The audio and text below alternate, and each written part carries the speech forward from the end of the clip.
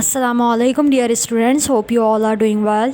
Students, today we have our lecture number 1 of unit number 10, profit and loss, and today we will start exercise number 10.1. So let's start. Students, today in this lecture we will start exercise number 10.1, and in this lecture first of all we will learn that what is the definition of cost price and selling price. Here we are going to study the definition of cost price. What is cost price? The price paid for purchasing an article is called its cost price. यानी हमारे पास वो price जो किसी article यानी किसी भी object को ख़रीदने के लिए पे की जाए, उस प्राइस को हम लोग क्या कहते हैं? कॉस्ट प्राइस का नाम देते हैं. Start clear. सेलिंग प्राइस, देखिए बेटा नाम से ही देखिए, सेलिंग प्राइस यानी कौन सी ऐसी प्राइस होगी? क्या है? The price received on selling an article is called it selling price. यानी इसका मतलब है कि अगर हम लोग कोई भी आइटम या फिर कोई भी ऑब्जेक्ट समझ रहे हैं, हम लोग सेल करें और उसको सेल करने के बाद जो भी प्राइस हम रिसीव करेंगे वो हमारे पास क्या कहलाती है? Selling price. Okay, here we have some important formulas और key point to notice. Here we have the first one. If selling price is more than cost price, then there is a profit. अगर suppose करें selling price जिस पे आपने object को बेचा, वो price हमारे पास कॉस्ट प्राइस यानी जिस प्राइस पे आपने ऑब्जेक्ट को ख़रीदा, सेलिंग प्राइस आपके पास कॉस्ट प्राइस से ज़्यादा आ जाती है, तो हम कहेंगे हमारे पास प्रॉफिट हुआ है. कैसे? देखिए, अगर आप किसी मार्केट से एक आप पेपर ख़रीदें और पेपर ख़रीदें आप कॉस्ट 2 में यानी 2 रुपीज़ में, और उस पेपर को आप 3 रुपीज़ में सेल कर दें. अब देखिए सेलिंग प्राइस कितनी हो गई? 3, और कॉस्ट प्राइस कितनी थी हमारे पास? 2. तो सेलिंग प्राइस ज़्यादा होने की वजह से हम कहेंगे हमें क्या हुआ है? प्रॉफिट हुआ है. Start clear.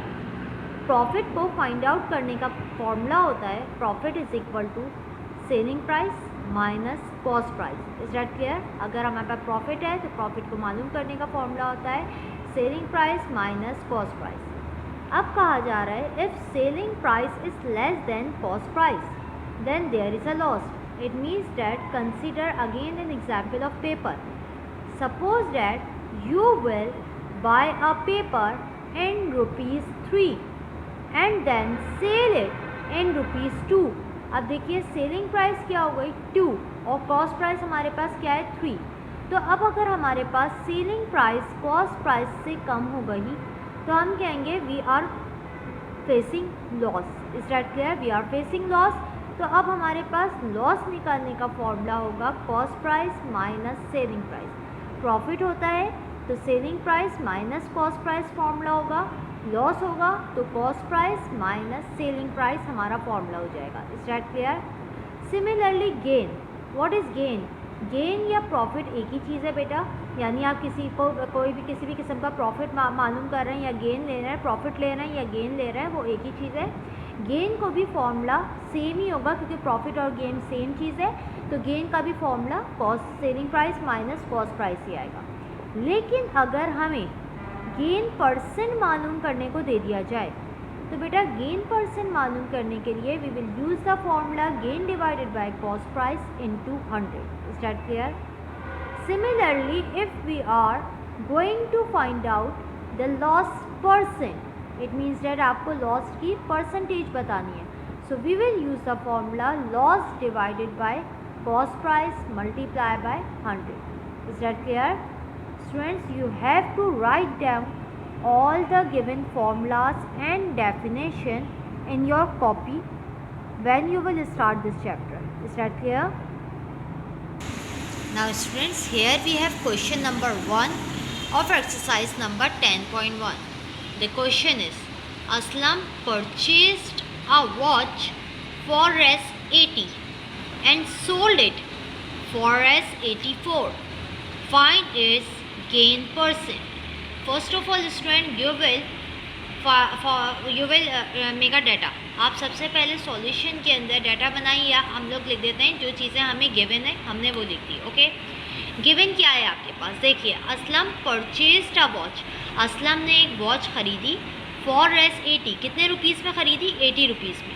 तो देखिए बेटा कॉस्ट प्राइस कितना आ गया हमारे पास? 80। Is that clear?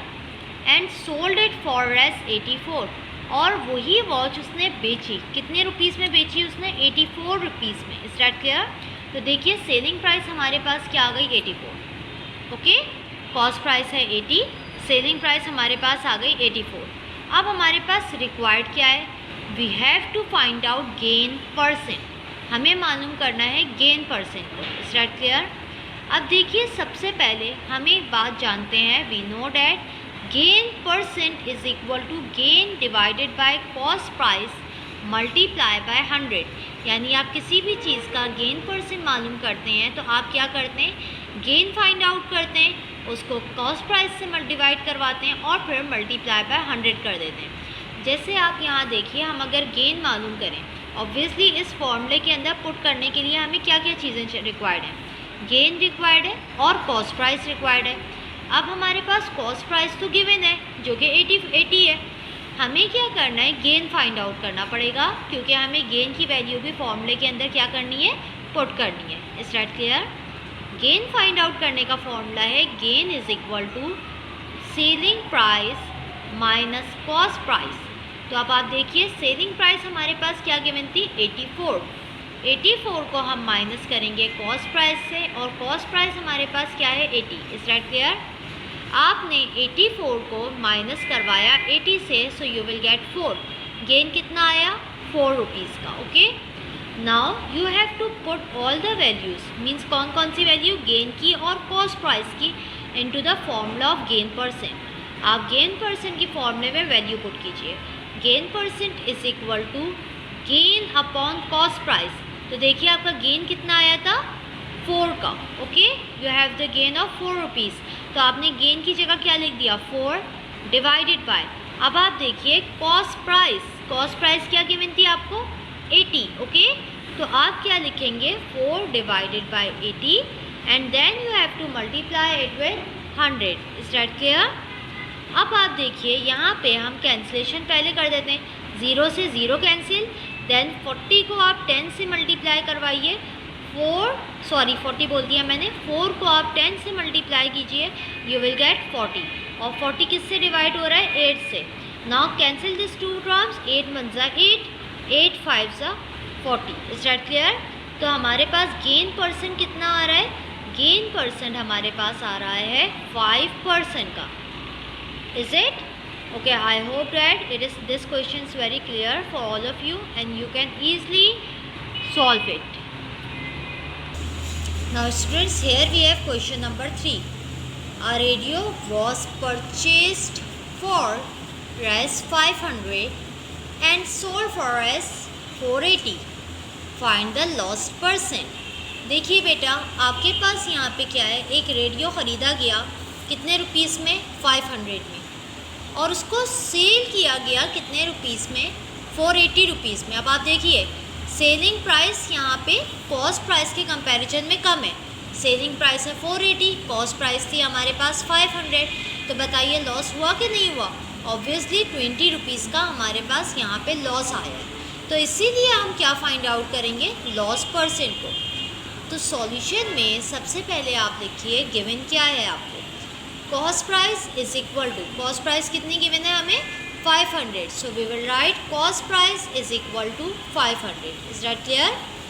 Now what is your given selling price? Given selling price is 480। So we will write selling price is equal to 480। Okay, what is required? We have to find out loss percent. तो देखिए हम required में क्या लिख देंगे? हमें loss percent को मालूम करना है। ओके, नाउ स्टूडेंट्स सबसे पहले आप लिखिए सिंस, कौन सा साइन होता है? सिंस का।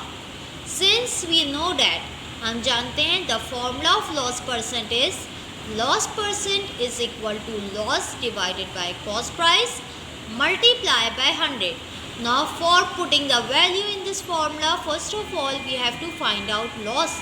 Obviously when you will find out the value of loss, then you can easily put it into the formula. क्योंकि कॉस्ट प्राइस की वैल्यू तो हमारे पास क्या है? गिवन है. Is that clear? So student, here we are finding loss. We know that the formula for loss is cost price minus selling price. Gain का क्या फॉर्मूला था? गेन का फॉर्मूला उल्टा था, यानी selling price minus cost price, but the formula of loss is cost price minus selling price. Now put the values of selling cost price and selling price.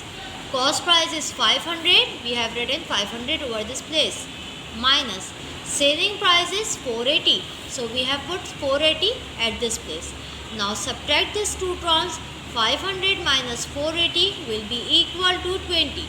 Okay, आप यहाँ पे rough में देख लीजिए, 500 को हम माइनस करते हैं 480 से, 0 में से 0 कैंसिल किए, you will get 0, 0 cannot cancel it, so we will take the carry. Here we will have 10 and 10 subtracted 8 will become 2 and this will become 4, 4 minus 4 will become nothing. Okay, so we have 20 as the loss.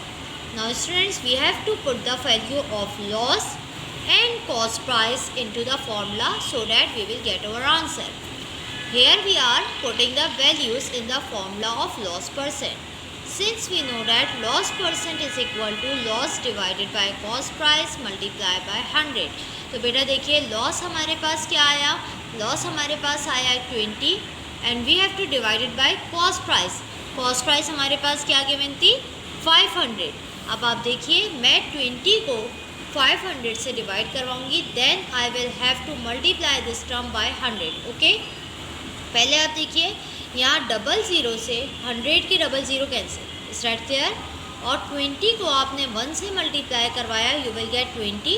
Denominator में हमारे पास कौन है? 5, तो हम ऐसे ही लिख देंगे. So now we have to take the division, now we have to divide 20 by 5. You can easily divide it with the help of the table of 5. 5 ones are 5, 5 fours are 20. So students, what is your required loss percent? Your required loss percent is 4.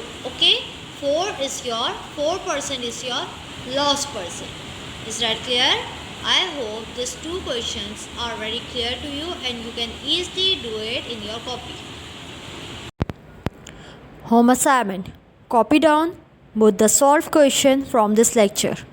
Thank you so much. Take care of yourself. Allah Hafiz.